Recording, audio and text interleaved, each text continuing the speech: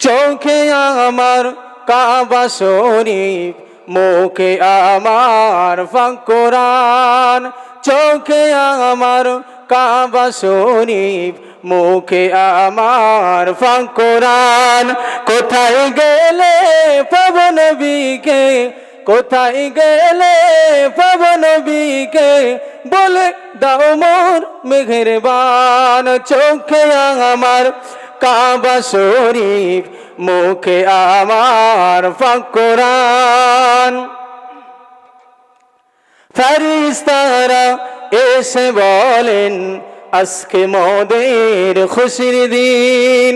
ধরার বুকে জন্ম নিল রহমাতাল লিল আলামিন। জোরে বলুন না সুবহানাল্লাহ। ফেরেশতারা এসে বলেন আজকে মোদের খুশির দিন। ধরার বুকে জন্ম নিল রহমাতাল লিল আলামিন। কোথায় গেলে পাবো নবীকে, কোথায় গেলে পাবো নবীকে, বলে দাও মোর মেহেরবান। চোখে আমার কাবা শরীফ, মুখে আমার পাক কোরআন। আল্লাহুম্মা সাল্লি আলা সাইয়্যিদিনা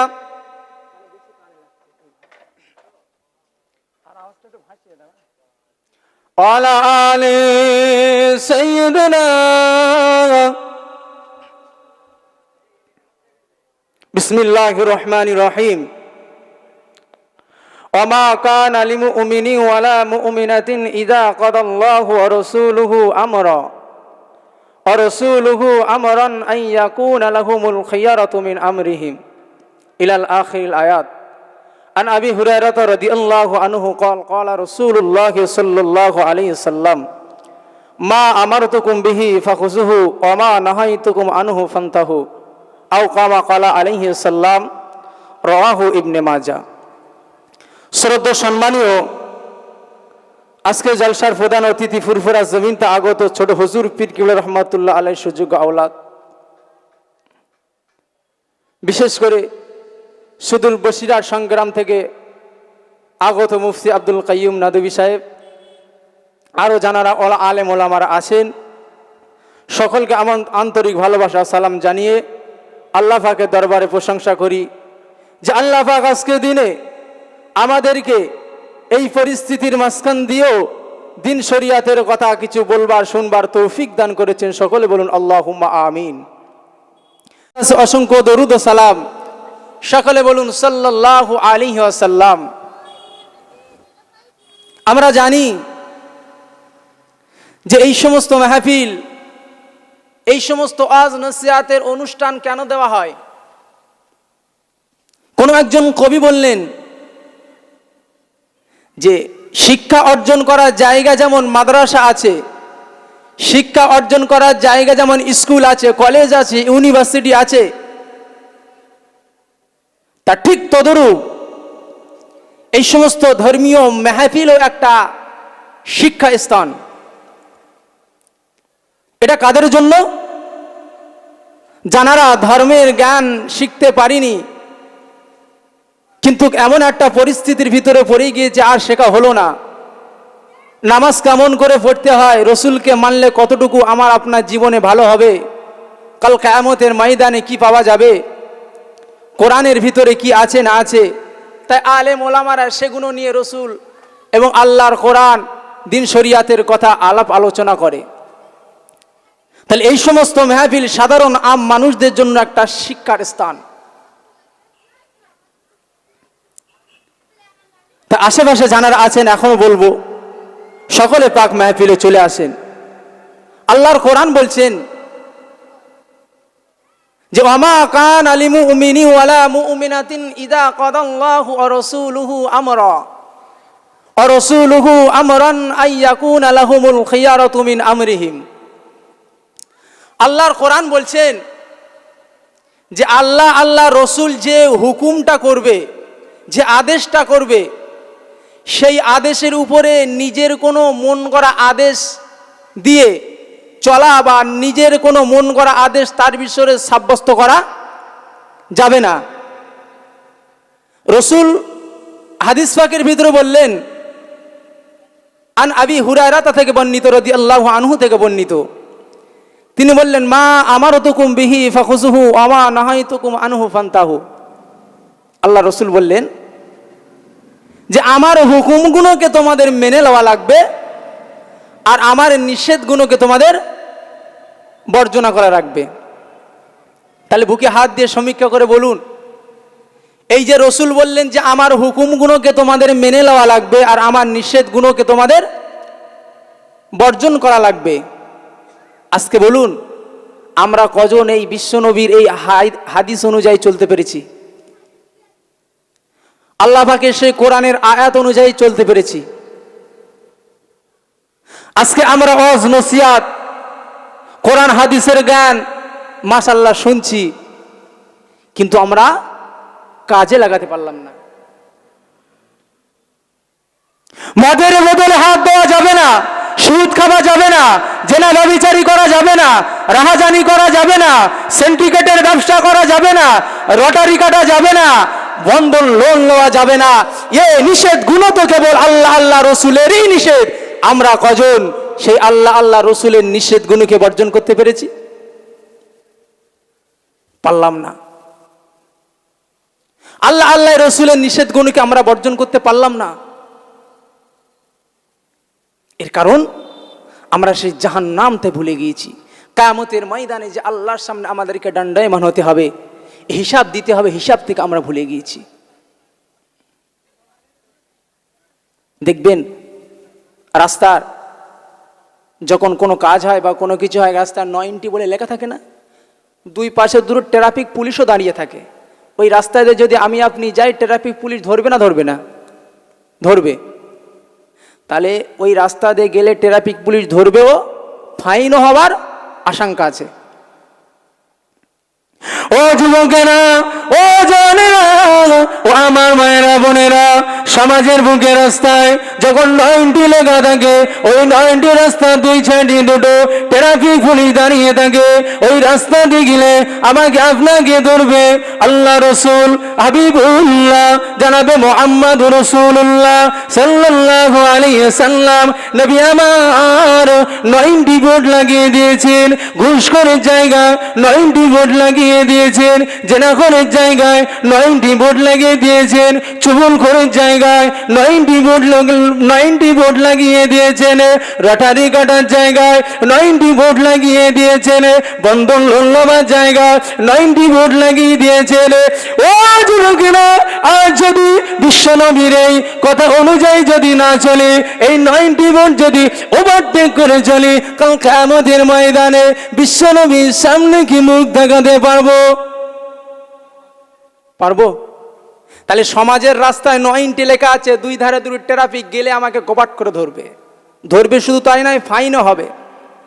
তা রাসূলুল্লাহ তো 90 বোর্ড লাগিয়ে দিয়েছেন যে তোমরা চবলখড়ি করো না, ঘুষ খেও না, সিন্ডিকেটের ব্যবসা করো না, তোমরা বন্ধন লোন লিও না, তোমরা হানাহানি মারামারি করো না। আজকে বলুন এই রসুলের এই 90 বোর্ড আমরা কজন মানতে পেরেছি? আমরা আবার দাবি করি যে আমরা রসুলের উম্মত, কাল কিয়ামতের ময়দানে রসুল আমাদেরকে সুপারিশ করবে আর সেই সুপারিশে জান্নাতে যাব। জান্নাত মামার বাড়ি নয় বাবা। রসুলের কথা দুনিয়ায় মানতে পারলাম না, রসুলের হুকুম অনুযায়ী দুনিয়ায় চলতে পারলাম না, আবার কি করে আশা করি যে রসুলের সুপারিশ কাল কিয়ামতের ময়দানে যাব? আজকে বলুন ঘরে ঘরে সুদ ঢুকে গিয়েছে, ঘরে ঘরে বন্ধন লোন ঢুকে গিয়েছে, ঘরে ঘরে আজকে রটারি কাটার ব্যবসা ঢুকে গিয়েছে, ঘরে ঘরে আজকে সিন্ডিকেটের ব্যবসা ঢুকে গিয়েছে। আজকে বলুন এই নিষেধ তো আল্লাহ আল্লাহ রসুলের নিষেধ, কজন মানতে পেরেছি? আমি যে কোরআন শরীফে যে আয়াতটা বললাম, ওই আয়াতের তাফসীরে বলছেন আল্লাহ রসুল একজন সাহাবী, নাম হলেন হযরত জুলাইবিব রাদিয়াল্লাহু আনহু। হযরতে জুলাইবিব রাদিয়াল্লাহু আনহু হুজুর বড় আমুদি ব্যক্তি ছিলেন, সাদামাটা মানুষ ছিলেন, চাষিবাসী মানুষ ছিলেন, চাষিবাসী মানুষ, সাদামাটা মানুষ। হুজুরকে কেউ বিবাহ করতে চায় না। কেন? এখন তো ডিজিটাল লাইফ, চাষিবাসী মানুষদেরকে এখনকার ডিজিটাল যুগের মেয়েরা বিবাহ করতে চায় না। হ্যান্ডসাম ছেলে হবে, চাকরি করবে, ব্যবসা করবে, বিজনেস করবে। হযরত জুলাইবিব রাদিয়াল্লাহু আনহু আমুদি ব্যক্তি ছিলেন, সাদামাটা মানুষ ছিলেন। আল্লাহ রাসূল একটা সাহাবীকে বললেন, ও আমার সাহাবী, তোমার মেয়ে কি বিবাহ দেবে? এ রাসূলুল্লাহ কার সঙ্গে? না, আমার হযরতে জুলাইবিবের সঙ্গে। ঠিক আছে, তাহলে বাড়ি গিয়ে বিবির সঙ্গে আলোচনা করে দেখি। বিবির কাছে গেলেন, ও আমার প্রাণের বিবি, ও আমার প্রাণের সঙ্গী, আল্লাহ রাসূল একটা আমার মেয়ের জন্য প্রস্তাব নিয়ে এসেছে। কি প্রস্তাব? ও আমার আদরের বিবি, আমাদের মেয়ের জন্য একটা বিবাহর পাত্র দেখেছেন আল্লাহ রাসূল। তুমি কি ওই মেয়ের ওই পাত্রের সাথে তোমার মেয়ে কি বিবাহ দেবে? ওই সময় ওই সাহাবীর বিবি বলেছিলেন, ও আমার প্রাণের স্বামী, কে সেই পাত্রটা? ওই সময় ওই সাহাবী বললেন, ও আমার প্রাণের বিবি, ওই পাত্রটা হলো জুলাইবিব।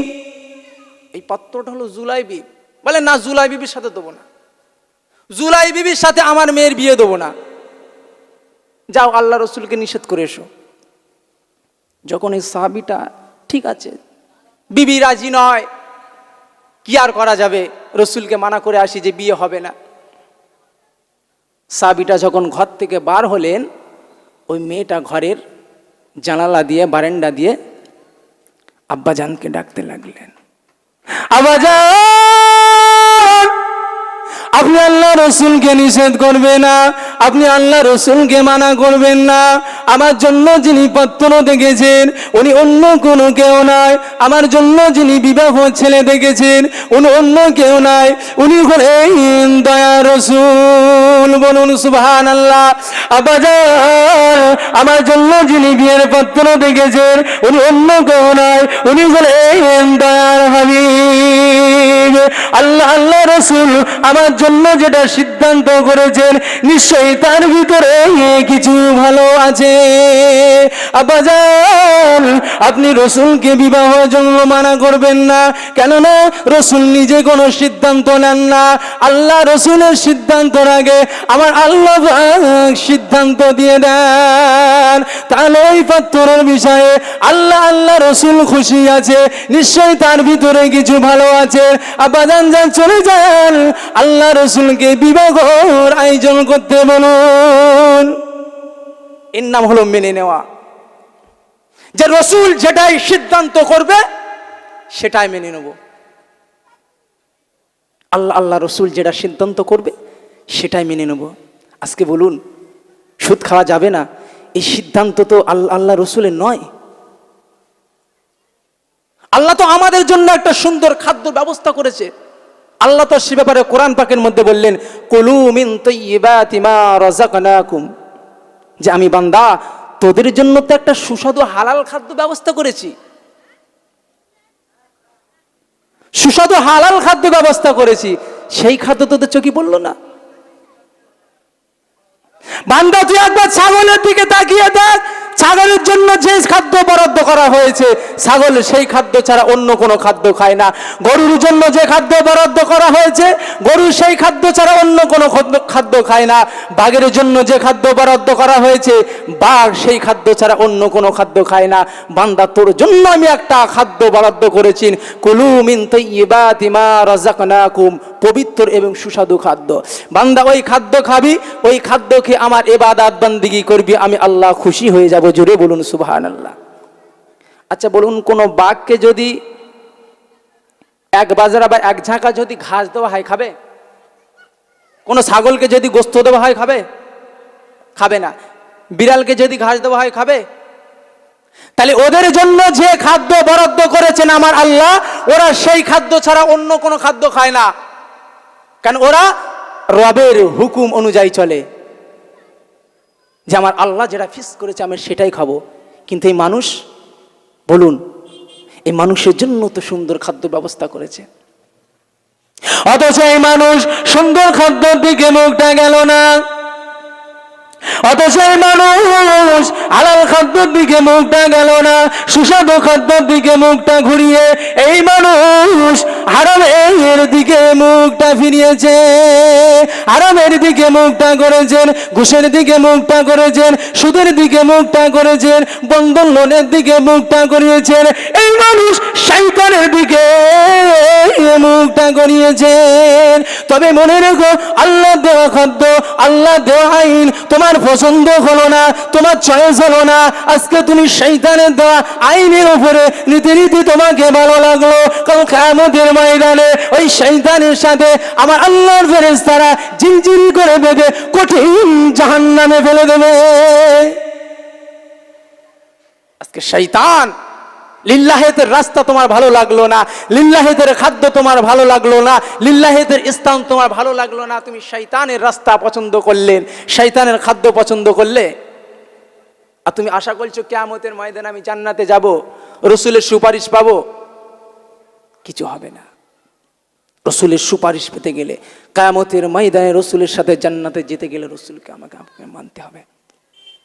আজকে বলুন, আমাদের মতন অনেক ইমাম হুজুররা ৬,০০০, ৭,০০০, ৮,০০০ ইনকাম করছে, তানাদেরও সংসার ধর্ম আছে, বিবি বাচ্চা আছে, তানাদের সংসার চলছে না চলছে না?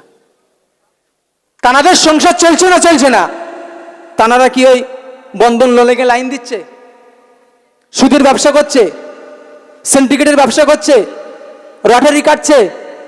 কিন্তু দেখুন, সাধারণ মানুষদের মাসে মাসে 20,000, 30,000 টাকা করে ইনকাম, তারপরেও চলে না। কারণ এরা সে আল্লাহ রসুলের দেওয়া নীতি রীতি আদর্শ পথটাকে এরা ভুলতে শুরু করেছে। সেই জন্য বান্দা, তুই যদি মাসে 50,000 টাকা ইনকাম করিস, তাও তোর কুলোবে না, এটা মনে রাখিস মাথায়। তুই যদি 50,000 টাকা ইনকাম করিস, তাও কুলোবে না। আল্লাহ বললেন ওয়ালাকাদ যারানা লিজাহান্নামা কাসীরাম মিনাল জিন্নি ওয়াল ইনস, আমি এক শ্রেণীর জিন এবং ইনসানের জন্য আমার জাহান্নাম তৈরি করেছি। এক শ্রেণীর জিন এবং ইনসানদেরকে নিয়ে আমার জাহান্নামটাকে ধরাবো, উত্তপ্ত করব। আচ্ছা বলুন, যে আল্লাহ সূরা 3-এর ভিতরে বললেন ওয়াত্তিনি ওয়াজ-যাইতুনি ওয়া তুরি সিনিনা ওয়া হাযাল বালাদিল আমিন, যে আল্লাহ বললেন আমি 3 পাহাড়ের কসম খেয়ে বললাম, জাইতুন ফলের কসম খেয়ে বললাম, এই মক্কা শহরের কসম খেয়ে বললাম, লাকাদ খালাকনাল ইনসানা ফি আহসানি তাকওয়িম, আমি আল্লাহ সৃষ্টির শ্রেষ্ঠ করে বানিয়েছি এই মানব জাতিকে। আবার সেই আল্লাহ বললেন যে আমি এই ইনসান এবং মানুষকে জন্য জাহান্নাম সৃষ্টি করেছি, তাদেরকে জাহান্নামে দিয়ে পড়াবো। এর কারণ কি? তাহলে যে আল্লাহ আমাদের সুন্দর চেহারা বানালো, সুন্দর আকৃতি দিল, সেই আল্লাহ আবার বললেন যে তোমাদের জন্য জাহান্নাম সৃষ্টি করেছি, জাহান্নামে দিয়ে পড়াবো। ও আমার যুবকেরা, ও জনেরা, ও আমার মায়েরা বোনেরা, আল্লাহ কেন জেনার ইনসানকে দিয়ে জাহান্নামের ভিতরে পড়াবেন? আল্লাহ পরে বললেন যে যাদেরকে আমি অন্তর দিয়েছি, অন্তর থাকার শর্ত বুঝিও যারা বোঝে না, যাদেরকে আমি চোখ দিয়েছি, দেখার শর্ত যারা দেখে না, যাদেরকে আমি কান দিয়েছি, শোনার শর্ত যারা শোনে না, তারাই হলো চতুষ্পাদ প্রাণের চাইতে নিকৃষ্ট। ও আমার ভাইজানেরা, সমাজে আল্লাহ পাক রব্বুল আলামিন আমাদেরকে সুন্দর কান দিয়েছে, আমাদের সুন্দর চোখ দিয়েছে, আমাদের সুন্দর কল অন্তর দিয়েছে বোঝা। আর যদি আমাদেরকে ভালো কোনটা খারাপ কোনটা আমি আপনি যদি না বুঝি, কান দিয়েছে সুন্দর, কান যদি আমি আপনি ভালো জিনিস না শুনি, আল্লাহ চোখ দিয়েছে, চোখ দিয়ে যদি আমি আপনি যদি ভালো জিনিস না দেখি, আল্লাহ বললেন ওই সমস্ত বান্দা বান্দির জন্য আমি আল্লাহ জাহান্নাম সৃষ্টি করেছি। চোখ আছে কিন্তু দেখে না, কান আছে শোনে না, অন্তর আছে বুঝেও বোঝে না। আল্লাহ বললেন উলাইকা কাল আনআমি বাল হুম আদাল্ল, তারাই হলো চতুষ্পদ প্রাণী। উলাইকা হুমুল গাফিলুন, তারাই হলো গাফিল। বললেন চতুষ্পদ প্রাণীর চাইতেও নিকৃষ্ট। আচ্ছা বলুন, 4 পায়ে পশু, ছাগল, কুকুর, বিড়াল, এর চাইতে সবচেয়ে নিকৃষ্ট কি বাবা? শুকর। তাহলে মহান আল্লাহ বললেন, বান্দা তোদের চোখ থাকার সত্ত্বেও যারা দেখলি না, কান থাকার সত্ত্বেও যারা শুনলি না, অন্তর থাকার সত্ত্বেও যারা বুঝলি না, তারাই হলো শুকর। আমার মতন মৌলবী কথা বলছে না, স্বয়ং আল্লাহর কোরআন বলছে। ছাগল দেখবেন, ছাগলকে যদি ঘাস দেওয়া হয় ছাগল ঘাস খাবে, গোশের দিকে মুখ দেবে না। বিড়ালকে যদি দুধ দেওয়া হয় দুধটা খাবে, ঘাসের দিকে মুখ দেবে না। আর বাঘকে যদি গোস্ত দেওয়া হয় গোস্ত খাবে, ঘাসের দিকে মুখ দেবে না। অথচ এই মানুষ, এরা মসজিদে গিয়ে আল্লাহু আকবার করবে, ডান্স হাঙ্গামার প্রথম লাইনে দাঁড়াবে। এরা মসজিদে গিয়ে আল্লাহু আকবার করবে, বন্ধন লোনে গিয়ে লাইন দেবে। এরা মসজিদে গিয়ে আল্লাহু আকবার করবে, আবার ওদিকে ফাংশনের প্রথম কাতারে দাঁড়িয়ে থাকবে। চয়েস অফ টেকনিক, আমাকে চয়েস করতে হবে যে এই দুনিয়ায় আমাকে আল্লাহ পাক খামোকা পাঠায়নি, আল্লাহ আল্লাহ হুকুমের, আল্লাহ আল্লাহ রসুলের হুকুম মানার জন্য এই দুনিয়াতে পাঠিয়েছেন। একবার দরুদ শরীফ আল্লাহুম্মা সাল্লি আলা সাইয়্যিদিনা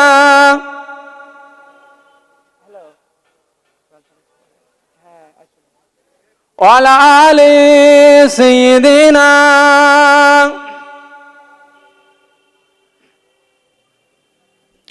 सीधी राह से भी आगे कौन गए, जिब्रील आमीन से पूछो। सीधी राह से भी आगे कौन गए, जिब्रील आमीन से पूछो। मिराज के दुल्हा कौन बना, जिब्रील आमीन से पूछो। सीधी राह से भी आगे कौन गए, जिब्रील आमीन से पूछो। अल्लाहुम्मा सल्ली अला सय्यिदिना मौलाना मुहम्मद व अला आले सय्यिदिना। আমার দিনদার ইমানদার ভাইরা, নিকার আল্লাহ আল্লাহ মুমিন মুসলমান ভাই বাবাজিরা, তাহলে আমাদের অন্তর দিয়েছে আল্লাহ, অন্তর দিয়ে আমাদেরকে বুঝতে হবে ভালো কোনটা খারাপ কোনটা। চোখ দিয়েছে, চোখ দিয়ে আমাদেরকে দেখতে হবে ভালো কোনটা খারাপ কোনটা। আমাদের কান দিয়েছে, কান দিয়ে শুনতে হবে ভালো কোনটা খারাপ কোনটা। যা কিছু আলোচনা করলাম ভুল ত্রুটি ক্ষমা করবেন।